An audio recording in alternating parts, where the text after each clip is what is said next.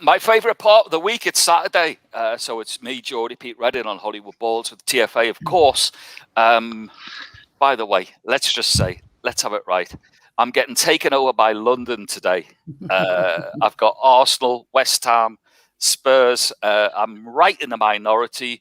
So let's get on with it.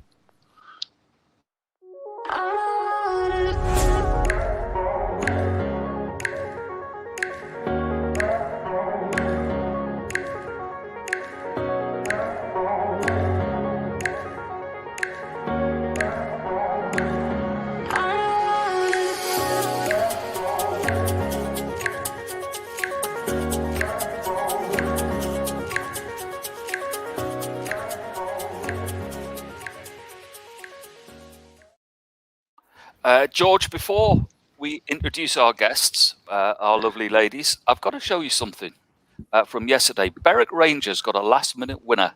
Yep. Can you see what's in the corner? That's the panda. The football act. TFC. There you go. There you go. Look, it's a massive, massive welcome to our latest gooner, Amanda, and our very first West Ham fan, Alexandra. George, you're going to have to take a back seat today. The ladies are in charge. Welcome, ladies. Hi. Hello. I'm coming to Alex first because I want to know how you're a West Ham fan. It's intrigued me all day. Well, actually, it's kind of a funny story because I wasn't watching the Premier League because I'm from Cyprus, so there's nobody in my family who was watching or supporting a Premier League club. And then I was in London about 10 years ago, and I was walking down the streets, and I heard someone singing "I'm Forever Blowing Bubbles." So the song intrigued me so much because it was such an interesting, enchanting song. And I went home, I looked it up, and I just kind of went down this spiral of West Ham's history because I'm a bit of a history buff. And I chose it because... Not sure if Alex is still there. We'll jump up to... Are you there, Alex? No.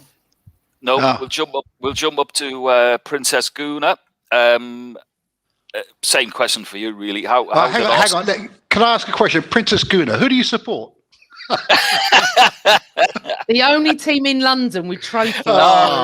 Here we go. The only team. Here we go. How did I support Arsenal, Geordie How Pete? did that come about? Okay. For anyone that does know me will know this story. My dad, obsessed, still is, at the blessed age of, I think he's 75, obsessed since the 60s, gone everywhere. We've done everything together with Arsenal. And I literally, as you know, turned 52 yesterday. And I have supported Arsenal for 52 years, even when I was born. And Arsenal tweeted you yesterday, didn't they? I know. I'm like trying to take in everything that happened late last night. Not only did we announce the signing of Ben White, which I'm over the moon about, I asked for a birthday tweet and a follow, and I got both. And I'm like, forget any other present on the planet. That is just amazing. But so my dad, exactly that. Well, many happy returns. Happy Thank you, birthday. George. Thank you, George. And I think you have a wonderful gift in Mr. White. I think he's a very good player. Well done. Just discussing this before. I'll disagree with that, but I agree with George. No, I'm going to move on. You were there that night at Anfield, weren't you? Oh yeah. I mean, look. Do we have to? We do. Yes, we do. Oh, George, as long as your mum's not watching, George. Sorry, my network has gone down. I can't hear. Sorry, George. I can hear you. I mean, look, I could spend a whole show talking about exactly how, what, when. But I was at Anfield the night on the 26th of May, 1989. The best night in Arsenal's history. Probably never to be beaten unless we beat Spurs in the Champions League final in the last minute. It was incredible, the whole build. I don't write blogs. I've written one blog in my life, and I wrote a blog about it. From start to finish, it was incredible. And when Mickey Thomas went through before he scored the winning goal and missed, I looked at my dad and I said, "Do you think we should go? We're not going to score. We got to beat the traffic out." It was a nightmare getting there anyway because of the whole roadworks where so many Arsenal fans were late. We weren't, because my dad made us leave at 10 o'clock from Essex for an 8 o'clock game. But George and Pete and Alex, as much as I moaned because I was a stroppy teenager at the time, he was so right. We did not arrive till like 4 o'clock anyway, or 5 o'clock. And my dad looked at me and he went, "We never leave games early." Yeah, your father's a wonderful man. Well he done. is, and he would love this. He'd love to be on this, George. But the thing is, if he'd have said yes, we would have missed Mickey Thomas scoring the most important goal in Arsenal's history. So it was just incredible, everything. I didn't even know I was going until 5 days before. And literally I was a legal secretary at the time, and I said to my boss, this is so true. I said to him, "I've got to have Friday off." And he says, "Too short notice." And I went, "Listen, you either take my P45 or I'm taking Friday off." I didn't know he was winding me up. Funny enough, Alex, he was a West Ham fan, but he was all right. And he looked at me and he went, when I was 18, 19 at the time, and I just didn't care. I was living at home. I didn't care if I lost my job. In those days, I could get a job in 2 minutes. It was very different. And he looked at me and he went, "Oh, for God's sake, just go." And I went, "Well, I'm going. Yeah, I'm going anyway." So yeah, literally, there's so much. And then we ended up being interviewed by, it wasn't ITV then, I think it was London Weekend Television or whatever, outside Anfield, because we were the only gooners there, because we left at 10 o'clock in the morning. we were being interviewed on this London Weekend Television with Lofty from EastEnders. And honestly, it was... Yeah, Tom Watt. Been on the show, by the way.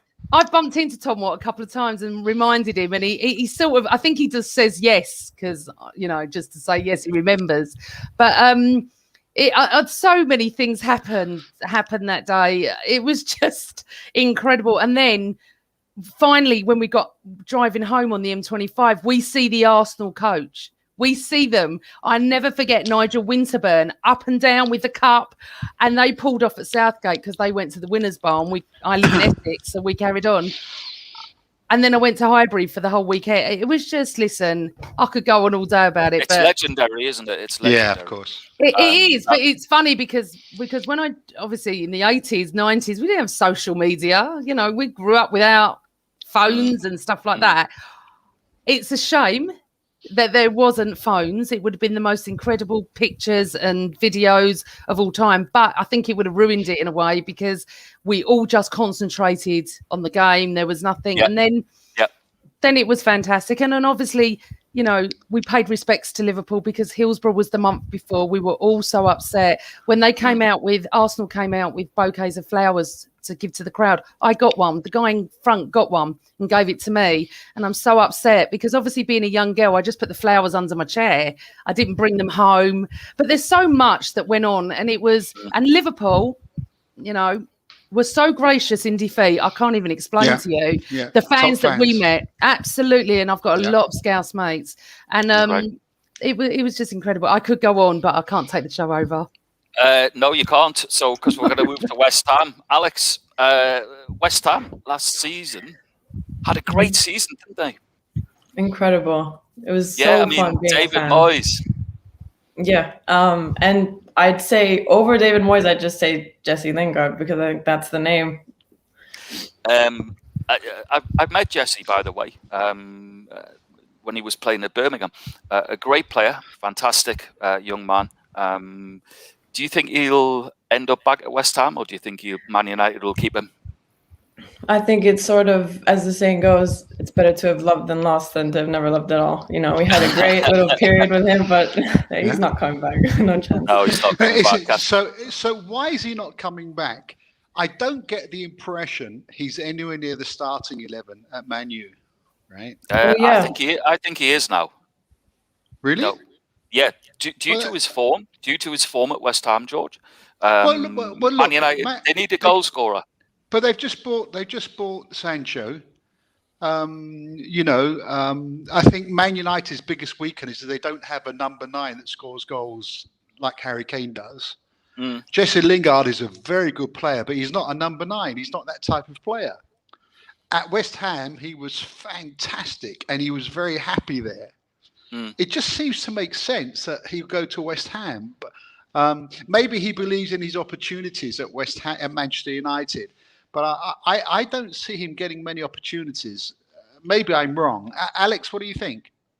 The thing is, we'd love to have him back. I think he's just very ambitious. And I think that West Ham isn't doing what they should in terms of signing players, in terms of strengthening the squad depth. We're a very small squad. So I think he knows that this season was kind of like a unicorn season, and that, as you know, being a pessimistic West Ham fan, probably going to drop off, and he wants to be somewhere big. So I understand. Well, listen, we mentioned David Moyes. In my opinion, David Moyes should have been manager of the season. I mean, they gave it to Pep. I mean, Pep is a great manager, of course, but we spoke about the final between Chelsea and Manchester City, Pete. We called it, at least I called it El Clasico, not El Clasico, right? I mean, these guys have got unlimited cash. What David Moyes did at West Ham was tremendous last season. And I find it offensive, absolutely offensive, that he wasn't awarded manager of the season. I just think that was outrageous, But I don't know if they'll fall off this season. I think West Ham have got a very good core set of players who understand. They have a rhythm now and a self-belief. It's interesting to hear Alex say that she thinks they may drop off this season. I don't know. I'm not sure. That's my question. I want to know from Alex what she expects this season to kick on from West Ham, and can they kick on?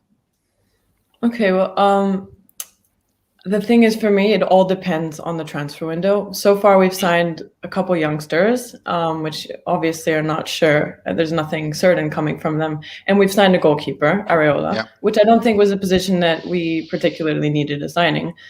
So unless I see more strengthening, a little bit more depth in the squad, I think that the Europa League matches are going to have their toll. Not only that, but I looked at the schedule. We have a Europa League match, then Manchester United, Europa League match, then Spurs, then Liverpool, then Man City. So it's kind of an unlucky draw, and I think that amount of pressure is gonna have its toll. So. Yeah, I think it's fair. That's fair. Amanda, at the end of the day, you've been through this as well. Newcastle have, when Alan Pardew was manager there. We qualified for Europe, but at the end of the day, it's detrimental sometimes to your league, isn't it?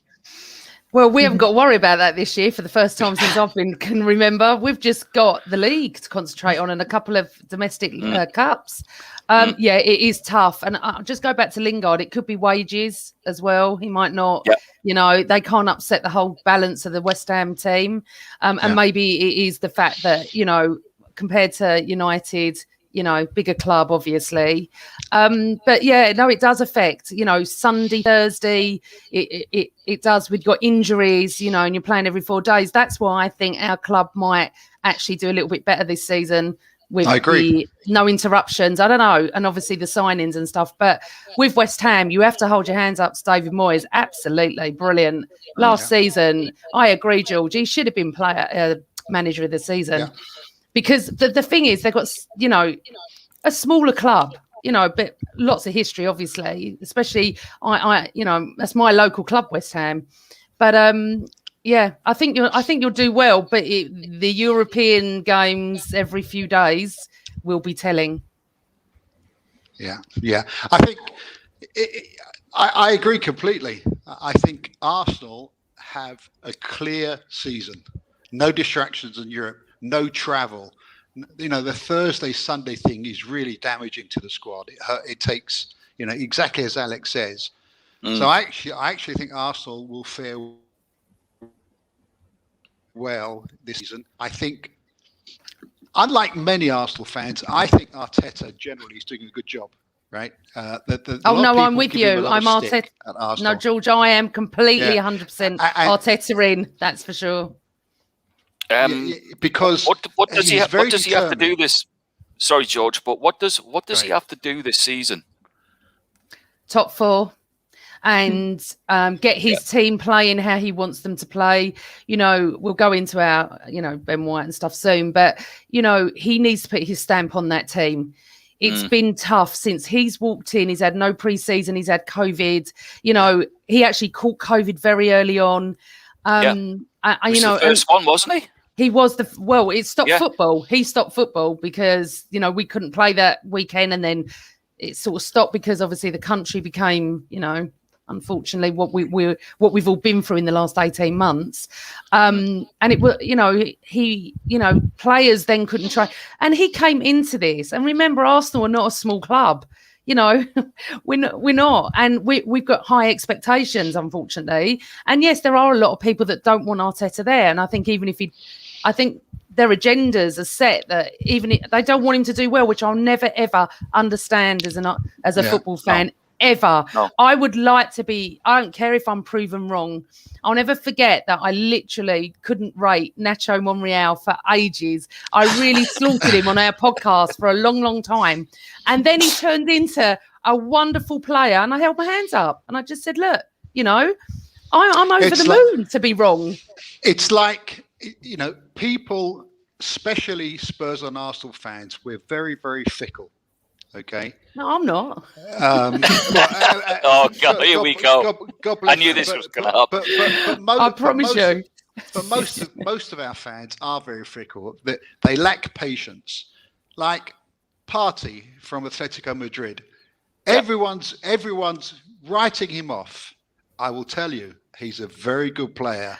It's an adjustment to go to the Premier League. George. In my opinion, you watch. In the next couple of years, he'll become a very, very good player. George. And that's, George, we got a player called Pepe, okay? Yeah. That literally within a month, I shouldn't say that. Some Arsenal fans were ridiculing. Yeah. And Kev, who's on the show here as well, me and Kev are like, listen, let him have a chance to settle in, watch him go. Oh, look what's happened. All of a sudden, he's like going to be our new hero. You're right, George. All clubs have got them. The impatient fans. No disrespect, because I can see Alex is young. It does seem to be the younger fans. My club, the younger fans only know Arsene Wenger. They don't go back to the George Graham days and even the Terry Neal days and the Don Howe days where I was, around. And unfortunately, we all need patience. But I think it's every club. You look at Man United. Look at Newcastle. Look at us. Absolutely. I actually disagree. The Geordie fans put us all to shame, in my opinion. The Geordie fans, in my opinion, are more tolerant. They are less. They are more patient than we are. I can't say West Ham fans generally. I think are probably a little bit more patient than Spurs and Arsenal fans. I think it's a North London thing. I think it's because of our histories. We think we're big clubs. If I can jump in, and ask Alex, I mean, what do West Ham fans think for this season? I mean, because were they above their station last year? And I don't mean that disrespectfully. Yeah, of course. No, we were, and there's no disrespect there. We finished 16th the season before. It was going up 10 spaces. It was a surprise. It was a wonderful season. It was like our Leicester season, really, as West Ham fans. So it's sort of this thing where the West Ham way is to be realistic with your club, and I've been going through Instagram, going through Twitter, and the West Ham fans have been saying another transfer window, another, summer of misery being a West Ham fan. We're just waiting for that signing to come in and to give us some hope about this season. But we just have to be patient, I guess, and that's the best we can do. Alex, you're a very similar club to Newcastle in the fact that great fan base, very loyal fan base, by the way. Yes. I've been to West Ham many times. But total underachievers. But last season was the season where, and then that's why I'm saying to you, can you kick on? Can you keep that continuity in your football? Yeah, that's the big question. I mean, I have hope. I think that we have Suchek, we have Kufal, we have some strong players. I mean, David Moyes found those players for cheap, and they've been incredible. And it's just also Declan Rice. I mean, he's one of the best players at the Euros as well. So, we have to be patient, see how the players, how everyone pans out, look at injuries and what happens, and whatever it is.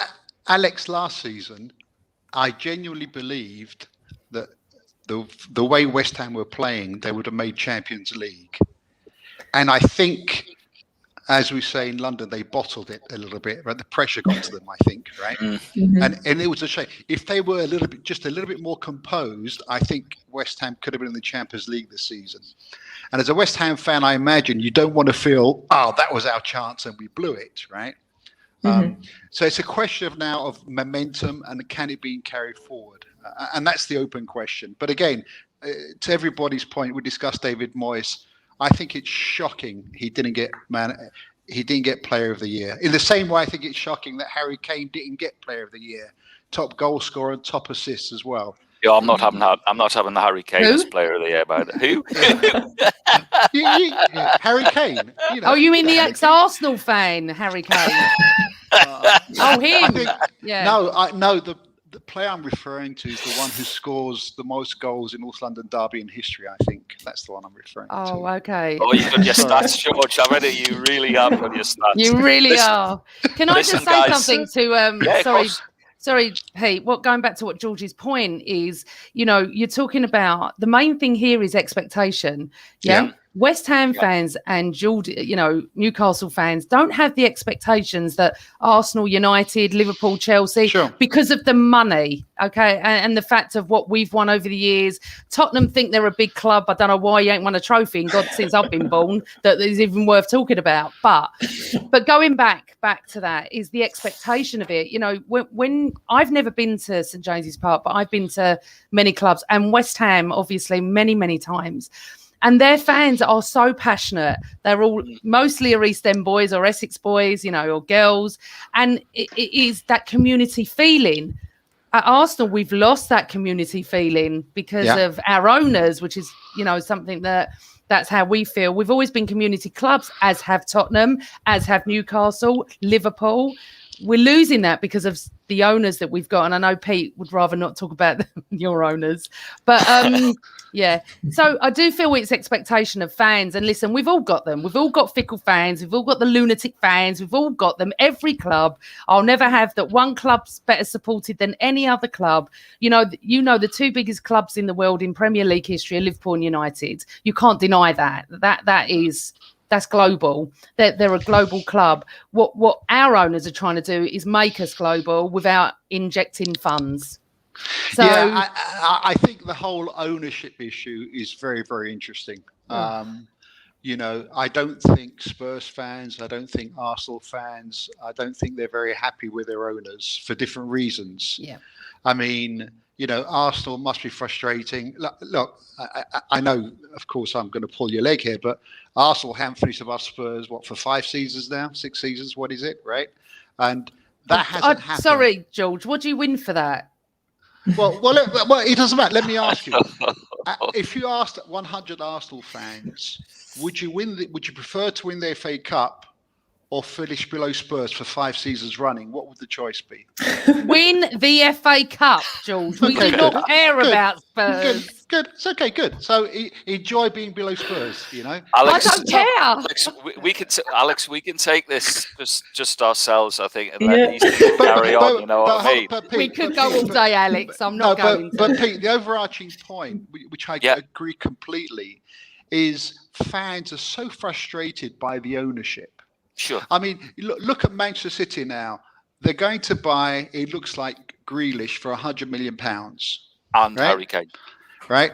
And maybe also, who knows, right? But Daniel Levy had the option to buy Grealish for £20 million, but no, he's a super negotiator. And look what happened there, right? You just got to go with it sometimes, which is why I admire the purchase of Ben White. Arsenal identified him and they've gone for it. They've paid the money. Well done. That's the way to do it, I think. I'll tell you what all 4 of us have in common here. unhappiness with owners. West Ham, definitely unhappy with their owners. Alex, am I right? Yeah, absolutely. Me, can't stand Mike Ashley, can't wait for him to be out of the club. It's why have a football club? I mean, what's the latest, Alex, at West Ham with ownership? Well, it looks like they're not going to be forking out much money, sort of working with David Moyes. And I've heard a lot of rumors about putting aside that money. We were looking at Tammy Abraham. He was 40 million. They said that he's outside of our budget. They were looking at bidding for Lingard, and they said that we're not going to bid because that's outside of our budget. So it's sort of a thing like, we finished 6th place. Do you want to ever achieve something that good again? Do you want to stay at the top, or do you want to drop back down to mid-table? George, we know your theories on Levy. Man, I'm going to ask you, what's going on at Arsenal, ownership-wise? Oh my God, it is a nightmare. Listen, when they came in, they promised us, interaction with the fans. They promised so much, and it's I'm not going to swear, but it's all rubbish. And we are stuck because they will never sell. He's already said that he's going to hand it down to his family. The famous quote by Josh Kroenke: "Be excited." We're not. And the fact is that many Arsenal fans own shares in Arsenal. They had to sell them. Can you imagine owning a share in a club, one single share, for 50, 60 years, and you had to sell it to him? That the Arsenal, as we're known, was always a community club. Yeah. The feeling's gone. That's the problem. The feeling's gone. I've supported Arsenal since 1969, I suppose, when I was born, but I've never felt like this. I feel stuck. And I always hoped that one day, there was a talk 6 months ago of Henri, Bergkamp, Vieira, and I can't remember the billionaire's name, the Swedish guy, I think he was. We were praying. The Spotify owner. Yeah, we were praying. And this is where I can say every Arsenal fan, I can talk for every Arsenal fan, is that we want them out. There is no doubt we do. Yeah, it's a shame. It's just a. I mean, Amanda, Pete and I have spoken on this show before. Alex, I don't know if you picked up on it before, but we spoke about the German model, whereby the supporters own a chunk of the club, and they're on the board, and they're involved in the strategy, they're involved in the tactics, supporting the strategy, they're involved in the execution. And you got to take your hat off to the Germans, because that that solidifies and emboldens the community aspect of the game. And the game is not about the players, it's about the fans. Well, right? Just about to say that, George. Have we not noticed how much football needs fans, especially during COVID when we weren't there? Absolutely. It just completely solidified that. Yeah, and it's the fans that transcend time, for football, and they're the most critical part. And in critical parts, and in Germany, I think they have a fabulous model whereby a significant ownership of each big club is by the fans, and they don't have the issues that we do. Right? So I would love that to happen, but as you say, particularly with foreign ownership in the United Kingdom, in the Premier League, that will never happen. They see it as a quote unquote franchise that's looking to make money, which I understand. I'm not to judge that, but that shows a fundamental lack of understanding of the game. Absolutely. Right, listen, guys. We're going to move on to something more positive, because we could criticize all of our own clubs. I could be on about Ashley. Alex could be on about West Ham and David Sullivan. You could be on about Kroenke. You could be on about Daniel Levy. But we're not going to. So we're going to go to Baller of the Week, which is our hero of the week. And we're going to start with Alex. Have you got a hero of the week for us? Just in the world of football in general, and also on the political stage, I think it's got to be Marcus Rashford for me, because he's been through so much recently. I can't imagine the emotional trauma that came from the Euros and everything after. and then still raising money for food banks and doing what he does. So it has to be him for me. Fantastic. Great choice. Princess Guna, what you got for us? Well, it's similar, really. Rashford, Sancho, and Saka. Rashford, number one, absolutely. What Alex has said, what a human being he is. What a human being he is. And, completely follow him on Twitter. Watch what an idiots say to him, honestly. And most of them are stupid, bloody politicians. What he's only doing with his time and his status, he doesn't have to do it, but that's the human part of him. And Sancho, obviously new to the Premier League, coming into United. Obviously, I want him to do terribly, but as what he went through in the Euros, absolutely not. And Saka, my boy Saka, honestly, when he stepped up for that penalty, I knew my heart he was going to miss. I just knew he was going to miss. And then I knew what was coming. I didn't know the racial side of it was coming, but he was so young. I wanted to run on that pitch. Do you not blame Gareth Southgate for that? Do you know what? I can't blame Gareth Southgate for anything. I think he's done phenomenally well during the Euros. I don't know what happened, why he took certain players off. But you've got to understand something. I think the players took responsibility for themselves. Saka to stand up at that age and go and do that for the country, and then the country, obviously not most of decent human beings, to turn on them like that was just unbelievable. Disgusting, vile, whatever. But you know what? Let's look at the positive. Those three boys are an absolute credit to this country, an absolute credit to their football clubs and their families and friends. And I'm telling you now, when Marcus Rashford comes to the Emirates, the whole ground will stand up for him for not only being at the Euros, for doing what he does for underprivileged kids, and Sancho as well, and Saka. We cannot wait to see him. We all want to run on and give him a big hug, because to miss the penalty must be so distressing, and then to go through what he went through. So they're my three. I'm on the same page as Pete. There's footage that clearly shows Southgate asking the individual players if they would take a penalty, and Saka's a great guy. He stood up, said, "Yeah, I'll do it." He had a great tournament. I actually blame is a tough word, but I think Southgate is responsible for the penalty. But George, Saka, and obviously I know a lot about him, is a confident kid, right? This has got nothing to do with Saka.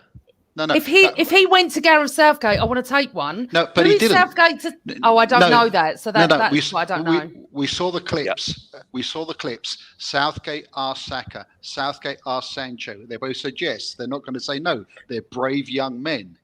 What I want to know is why did he not ask Sterling? It's not only that though, George. There was Grealish who was begging to take the penalty. And then the decision to substitute two players who were not warmed up at all, and the amount of pressure he put on them to score, it was not a good decision. I totally agree with Alex. Alex, I agree with that, and I was going to mention Grealish also. So I think overall, in that moment, just that microcosm of a moment, and it's just a small moment over the whole overall competition, I think Southgate, that was a lesson for Southgate. Yeah. Okay.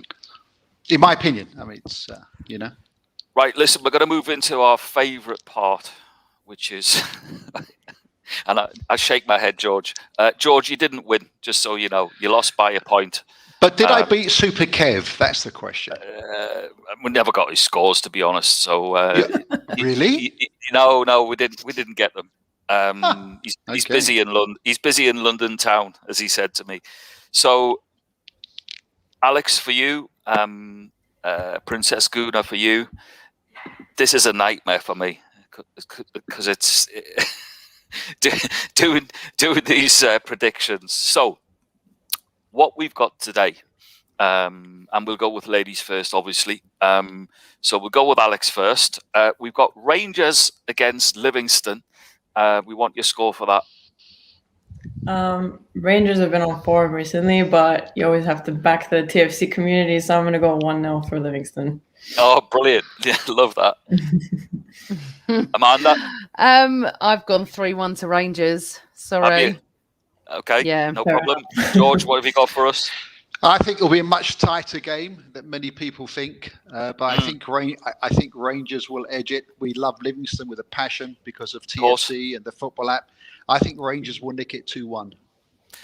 Massive game. It's not quite a derby, but Hearts play Celtic today, and it's Edinburgh, Glasgow, and there's a lot of passion in there. Alex, what have you got for us there?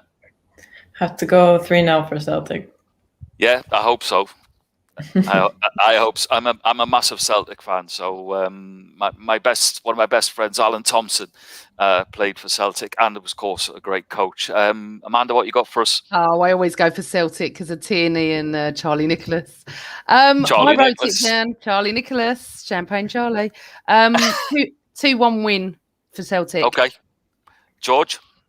I have the same. I have Celtic to win 2-1. Oh. Okay.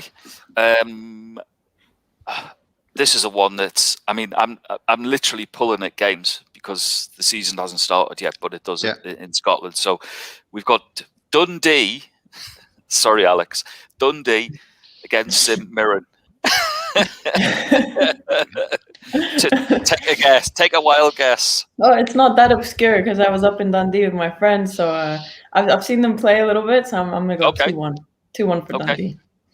I'll go 1-0 to Dundee. Okay, George. This is incredible. I have 1-0. I have 1-0 for Dundee too. Oh, are you just copying the girls? No, I've got it down here, man. I've got 1-0 Dundee. Okay, so we go to the Olympics, and it's very important. Funnily enough, I was watching the golf yesterday. Great top players playing in it, same as the football teams. So in the Olympics, you've got Brazil versus Egypt, Alex, but it's the under-23s. What are you going with? Just got to rely on that Brazilian magic pulling through. I'm going to go 2-0 for Brazil. Okay. Guna? I'm going to go 3-0 for Brazil because I agree with Alex. Okay. They're Brazilian magic. I think it's going to be 1-0 Brazil. George, you always take it tighter, don't you? Yeah, I always take Brazil. I love Brazil, but I think they're better than the opponents. But I think Egypt is much better than people think. They tend not even. I know it's under 23s, but they tend not to concede many goals. So I'm going for 1-0 for Brazil. And we had a chat yesterday, George, about Saudi Arabia. Yeah, Saudi. Yeah, absolutely. But there's another country we should recognise that we haven't yet in the Olympics, and that's the Swedish women's team. Yep. They beat the USA. Huge victory.